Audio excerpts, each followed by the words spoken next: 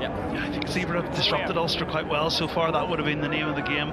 We saw Ulster's set-piece attack from the scrum was very, very scrappy. That disrupted the line out. They know how big a weapon that is for Ulster. And in general, Ulster haven't had a lot of quick ball and phase play. Liavasa, Lakata, these guys getting on that ball, really slowing it up, making it difficult for Ulster, struggling to generate momentum and get into the game. And that'll be the name of the game for Zebre. Disrupt, disrupt, disrupt. They've done it well for 20 minutes, but it'll be hard work trying to keep Ulster out here. Last week Zebre picked up their first bonus point since January of 2020. They lost all 5 in the Rainbow Cup. In their last match, Munster scored 50 plus in this stadium, an average of just over 6 tries a game in the URC round 1 last week. Nathan Doak goes, he's got birds on McElroy for the corner for Ulster. And again, it might be a tight one. Instinct was he's out, but it looks close. No Stuart McCluskey in midfield, because they were the go-to guys in that respect. Now it's Nathan Doak, Ethan McElroy in the shoulder. Getting bunched up by Zebre jerseys. Matty Ray carries deep inside that 22, and Banda makes the tackle, gets to his feet really quickly. Now James Hume, and he's brought down by Fusco. Good defence by the scrum half. Dave McCann, he's trying to get a stamp on that 8 shirt. Timony last week. Dwayne Vermeulen will be in Ulster in November.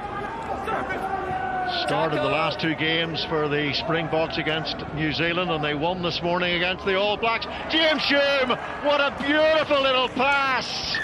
Well, it was nuanced there from James Hume, and he puts Ethan McElroy in for his second score. Slight delay from Hume, touch of class.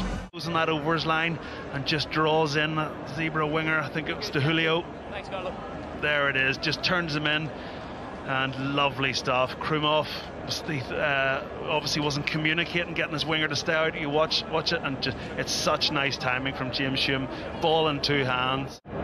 You know, this is a 5-point game. They'll say something different in the media, but this is a 4-try 5-point game. It's fixed, we'll go the now. longer it goes and the closer it stays, these players will become nervy, and that's when Zebre will get momentum, they will get energy, and they'll come. Thank you.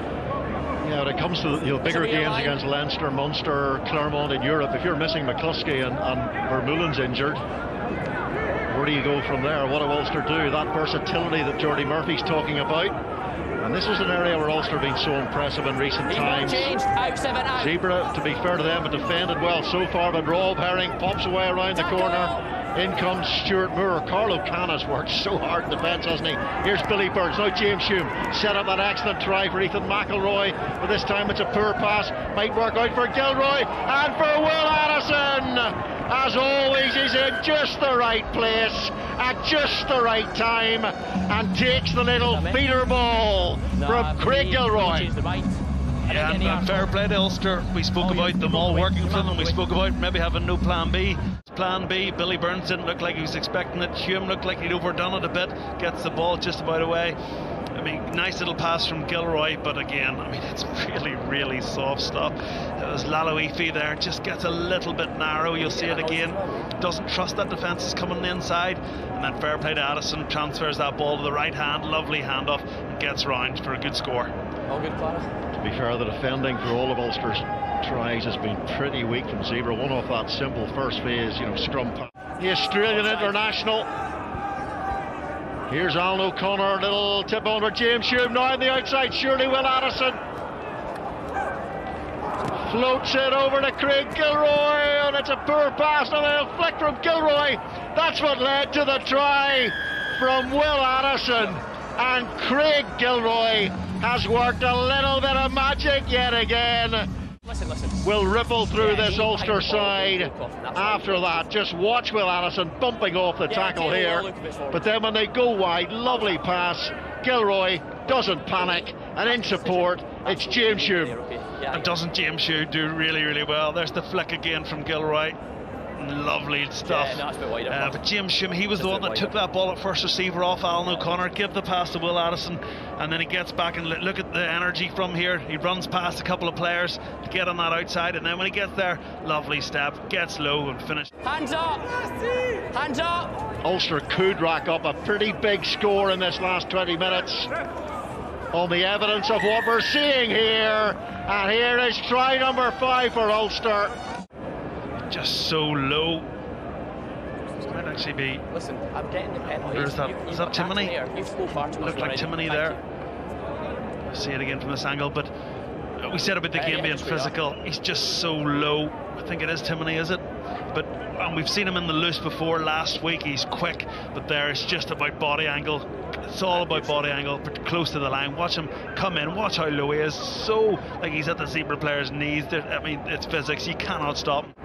77 minutes without mentioning it there, did we? Through the mark. Stuart Moore around the blind side. Here's Shanahan on the outside. Dave Shanahan, great season in 18-19 when he scored 7 tries for Ulster. Tackle! You can always find him on the shoulder. And it's Nick Timoney on the inside, receives the ball. He's going to score here. The former Sevens international. Well, he's got a phenomenal return rate for Ulster, hasn't he? The man who could play number 6, number 7 and number 8 gets his 2nd try against Zebre tonight. In the loose, he took his try earlier from getting low, but look at this. That plus pass, great stuff from Sean Reedy, and what a finish. The acceleration, the change of direction. To Julio does a hop and a skip and a bit of a twirl, doesn't help him. Here it is, back to 2 hands from Reedy. I love that. Look at this, head down, lovely change of direction and away. Superb agility, and just off the back of him getting really, really low, really impressive stuff from Timoney. Interesting, Ireland so competitive in the back row. Interesting to see if at all, and if so, where does he fit into Andy Farrell's plans? But that is a seriously well taken try. Here's Craig Gilroy, still stuck on 57 tries and getting stuck by a defender as well. He's in touch. That's in touch, and that will be that. Sam Grove White blows the final whistle.